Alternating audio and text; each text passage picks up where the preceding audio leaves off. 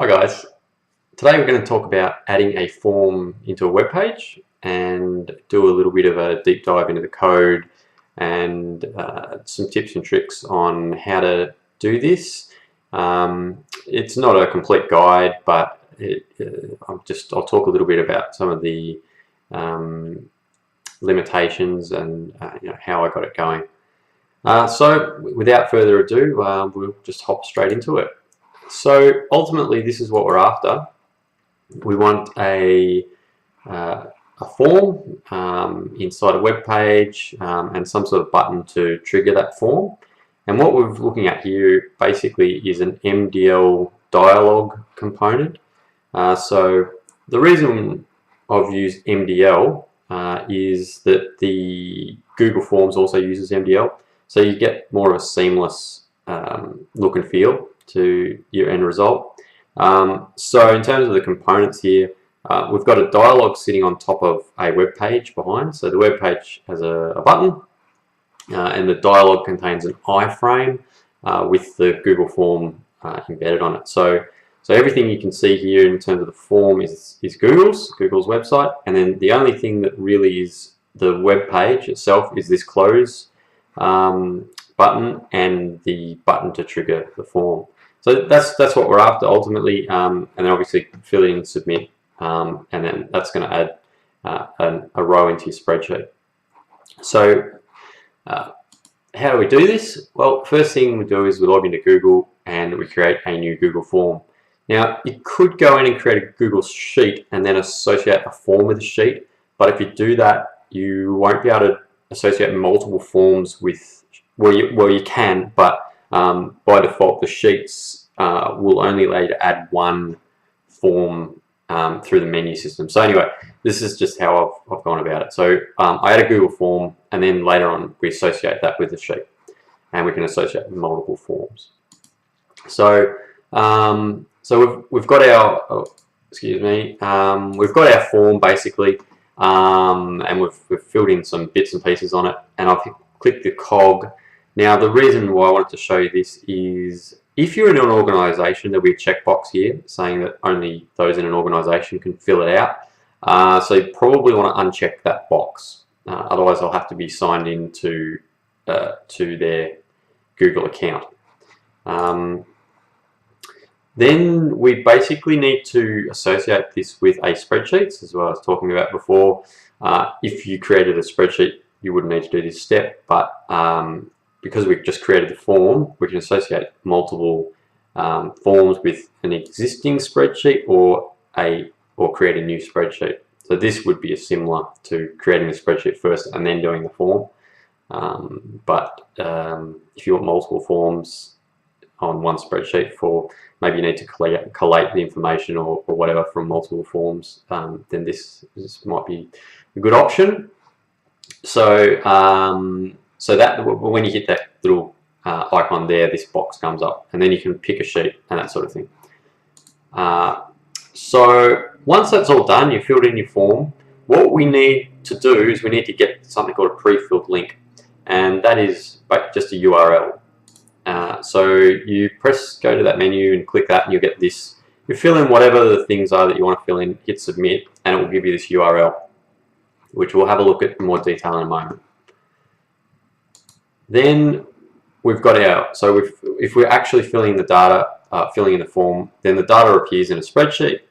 Now, a lot of applications would require some sort of ID to say loop through the data or uniquely identify a row. You could do that with the timestamp, but if you just want like a nice simple integer, this is a formula you can use which can do that. So you just put it in that top cell, and it will automatically populate the entire column. So I found that useful. So the next thing, basically just going to run through the code that's behind that. So I've used, it's the first time I've used it, but Stack Overflow has this new section called documentation. So I've basically put in some info in the documentation section. So I'll just quickly run through it. It hasn't been published yet, but I'll link to it once it is. So basically, yep, it's embedding Google Forms into a web page.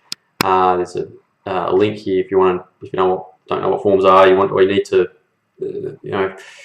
talk to your managers and things about that. Then there's a sort of a marketing page that Google provides. So yeah, basically we just sort of ran through what you need to do to create a form. Log into Google, build your form, and if it's part of the organisation, you need to untick that to let anyone fill it in.